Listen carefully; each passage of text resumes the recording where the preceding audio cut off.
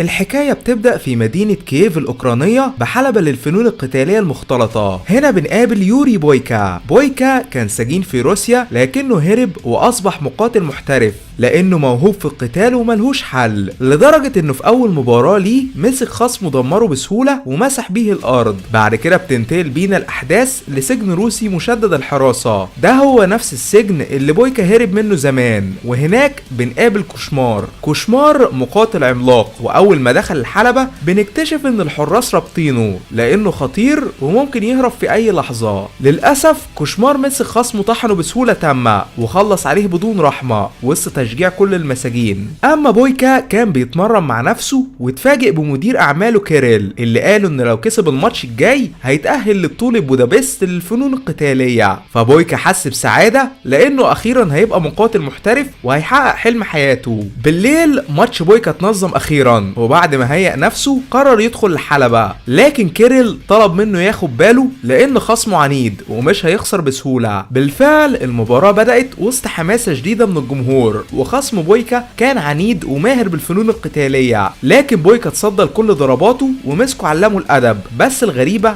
انه ما كانش بيستسلم وبيقف من جديد، فبويكا وجه له ضربة قوية وطلب منه يفضل على الارض وما يقومش. للاسف خصم بويكا رفض الاستسلام، عشان كده بويكا اتعصب ووجه له لكمة قاضية افقدته الوعي وفاز بالمعركة. لما القتال خلص 2 من منظمي القتالات قالوا لبويكا انه اتأهل لبطولة بودابست واول ماتش ليه بعد اسبوعين، فبويكا وعدهم انه هيكسب لان ده حلم حياته. في النهاية كيريل حياه على ادائه الرائع واعطاه جايزته المالية، لكن اول ما بويكا خرج من الحلبة اكتشف ان خصمه وحالته الصحية متدهورة بسبب ضربه الشديد ليه، وحس بالقلق لدرجة انه صحي من النوم وسط الليل. تاني يوم بويكا سأل كيريل ايه اللي حصل لخصمه، فكيريل قال انه مات بسبب ارتجاج بالمخ. طبعا بويكا اتصدم لانه تسبب في موته وسأل كيريل عن اسمه. بويكا اكتشف ان المقاتل اللي توفى يبقى روسي واسمه فيكتور، ده غير انه متجوز. وهنا بويكا قرر يسافر لروسيا عشان يعطي زوجة فيكتور مبلغ مالي ويعتذر لانه قتل زوجها بالغلط. كيريل قال لبويكا انه مطلوب في روسيا ولو رجع هيتقبض عليه، وكمان عنده ماتش مهم بعد اسبوعين. بس بويكا تجاهله وامره يجهز له باسبورت مزور عشان يسافر من على الحدود. بعد كده بتنتقل بينا الاحداث لروسيا في جنازة المقاتل فيكتور، وهنا بنقابل زوجته ألما حست بالحزن لانها اصبحت ارملة، لكن وسط العزا في رجل اعمال غني ظهر وقال لها انه حزين بسبب وفاة جوزها. رجل الاعمال ده اسمه زوراب وكان عايز يستغل الموقف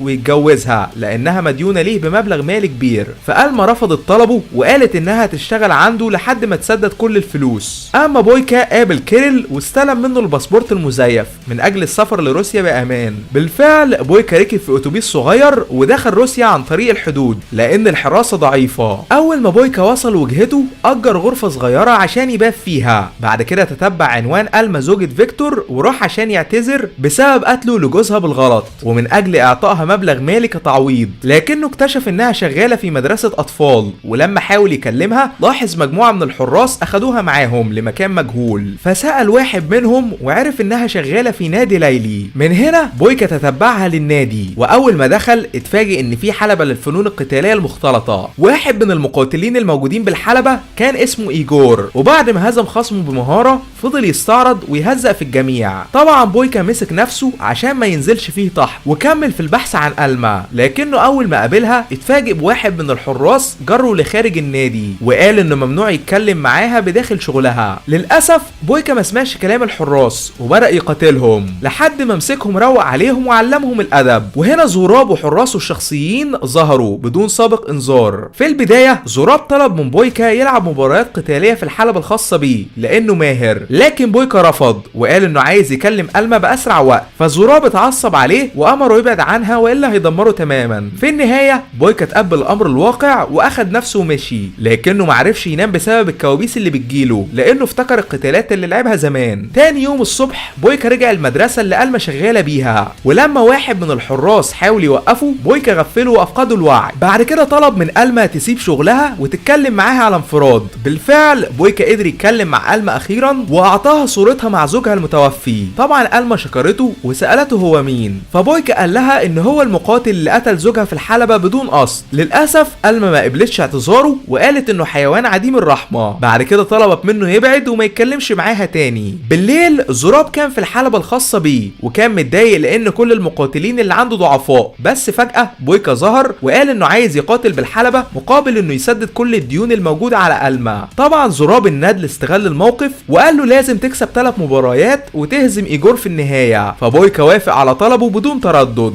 تاني يوم كيريل اتصل على بويكا وفكره انه لازم يرجع اوكرانيا لان عنده ماتش مهم في بطولة بودابست بعد اسبوعين، ولو ما رجعش هيخرج من البطولة. لما بويكا كان رايح التمرين ألما قابلته وسألته هو بيساعدها ليه، فقال لها انه عمل حاجات كتير غلط في حياته ولازم يصلح اخطائه باي طريقة ممكنة. بعد كده سابها وانطلق في طريقه، لكنه اول ما دخل النادي وبدأ يتدرب في شاب بلطجي حاول يضايقه، وهنا بويكا خلص عليه برجل واحدة وافقد له الوعي. بالليل اول مباراة لبويكا في حلبة زوراب الخاصة بدأت، ومن الاول نزل طحن في خصمه وهزقه قدام الجميع بسهولة تامة لحد ما وقعه على الارض، لكنه وقف فجأة لما افتكر فيكتور وكان خايف يقتل خصمه. في النهاية بويكا فاز وايجور وعده انه هيغلبه لما هيقاتله. حتى زوراب انفجر من الغضب. تاني يوم بويكا راح لمدرسة ألما وطلب منها يتدرب في جيم المدرسة لان النادي مليان بلطجية. اول ما بويكا بدأ يتمرن اتفاجئ ان مجموعة من الاطفال بيتفرجوا عليه في سعادة واكمل تدريبه بتركيز عالي.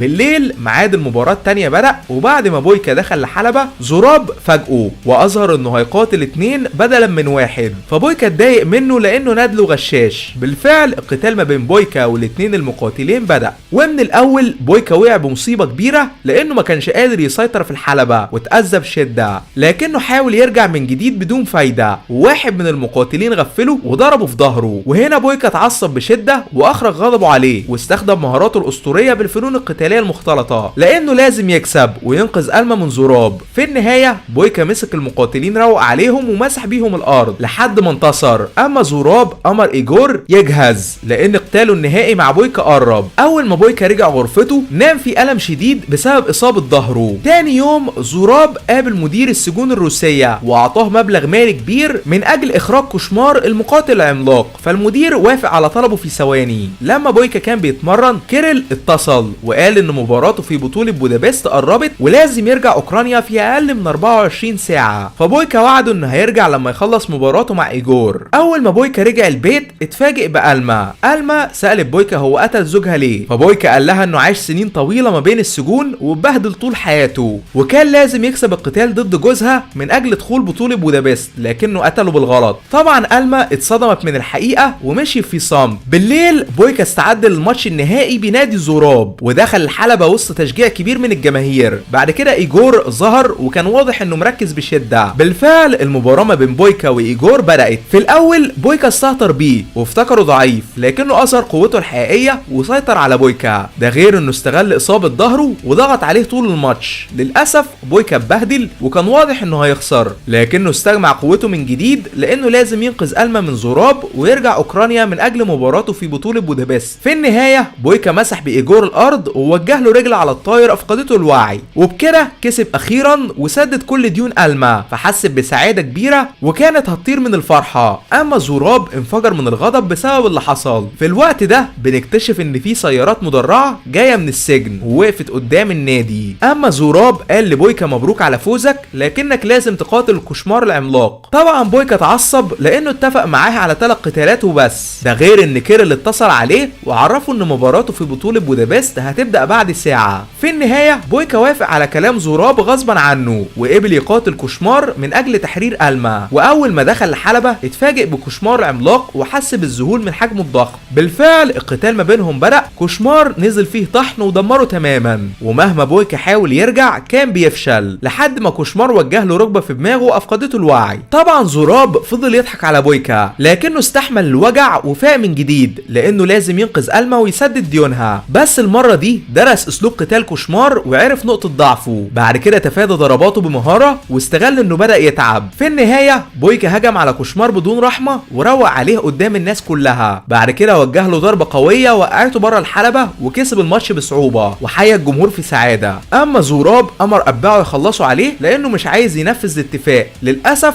اتباع زوراب ضربوا بويكا بالمضارب وافقدوه الوعي تماما، لكنه اول ما افتكر ألما استجمع قوته من جديد وهاجمهم بشراسة واحد ورا التاني. بس فجأة واحد منهم غفله وضربه بالنار في كتفه، فبويكا اتصداله وانطلق عشان ينقذ ألما، وللاسف للاسف اخد طلقه تانية في رجله وبقى بيتحرك بالعافيه. بويكا قال لزراب الندل يسيب ألما في حالها وينفذ الاتفاق لكنه رفض، وهنا بويكا هجم عليه بسرعه البرق واخد طلقه في جنبه لكنه ثبت زراب في الارض وانهى عليه تماما. طبعا ألما اتصدمت وحاولت تطمن على بويكا، لكن للاسف الوقت اتاخر والبوليس قبض عليه لانه هربان من العداله. بعد 6 شهور بويكا جات له زياره من ألما، وبعد ما سلمت عليه ورته رسومات الاطفال ليه وعرفته انها سامحته على قتل جوزها بدون قصد. فبويكا حس بسعاده كبيره ورجع لحلبة قتال السجن من جديد لاجل اثبات قوته للعالم كله. وده كان ملخص الفيلم. اشترك عشان توصلك اقوى الملخصات كل يوم، واشوفكم عما قريب باذن الله.